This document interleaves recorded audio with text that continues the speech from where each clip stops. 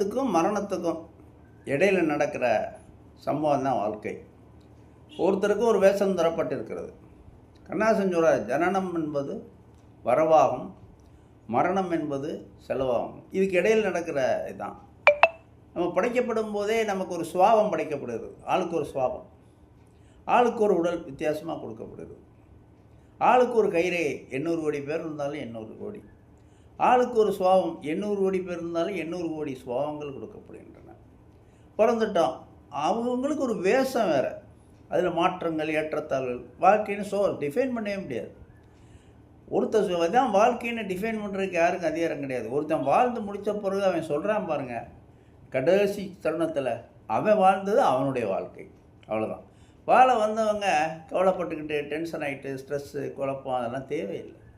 நம்ம கொடுக்கப்பட்ட கதாபாத்திரம், நமக்கு யார் மனைவியோ வருவாங்க, யார் பிள்ளைகளோ வருவாங்க, எல்லோரும் நிர்ணயிக்கப்பட்டது. Pre return. எப்போ போவோம் தெரியாது. அந்த விசா எப்போ வச்சுருக்காரு டேட்டு நமக்கு தெரியாது. வாழ்க்கையை வாழ்ந்துட்டு போகிறத விட்டு இதுதான் வாழ்க்கைன்னு சோர்ந்து போய் உட்காந்துக்கிட்டு இருக்கக்கூடாது. அதை இந்த நினைத்தாலே இன்றைக்கும் படத்தில் ரஜினிகாந்த் நல்லா வரும். ஜகமே மந்திரம் ஜகமே மந்திரம் சிவசம்போ அப்படின்னு படிப்பார்.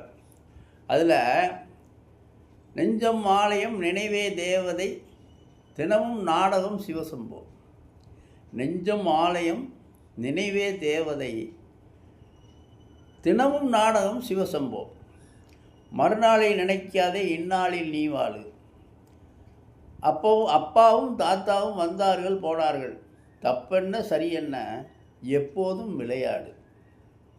அப்பாது என்பார்கள், எப்பாதை போனாலும் இன்பத்தை தள்ளாதே. என்ன பாட்டு பாருங்கள், நினைத்தாலே எனக்கு படத்தில் அந்த பாட்டு. நிறைய படங்களில் அவலர்வு தொடர்களையும் அந்த பாட்டு வருது. தன்னை தோண்டி ஞானம் கண்டேன் இதுதான் என் கட்சிம்பர். உங்களுக்குள்ளே வாழ்க்கை இருக்குங்க. உங்கள் மனசை பொறுத்து தான். அதுக்குன்னு டெஃபனிஷன் கிடையாது. யாரும் வாழ்க்கையை கொடுக்க போகிறதில்லை. உங்களுக்கு வகுத்துட்டால் அதை நீங்கள் வாழ்கிற பாதையில், அவன் கொடுத்த பாதையில் நடந்து போகிறது தான் வாழ்க்கை. பூமியில் இருப்பதும் வானத்தில் பறப்பதும் அவரவர் எண்ணங்களே. ஸோ வாழ்க்கையை நீங்களாக டிபெண்ட் பண்ணணும்னு நினைக்காது. யாரும் பாதையை வகுக்கலை, உங்களுக்கும் ஒரு பாதை இருக்குது. அது அவன் போட்ட பாதை, அதில் நடந்து போங்க. உங்கள் நாடகத்தை முடிங்க.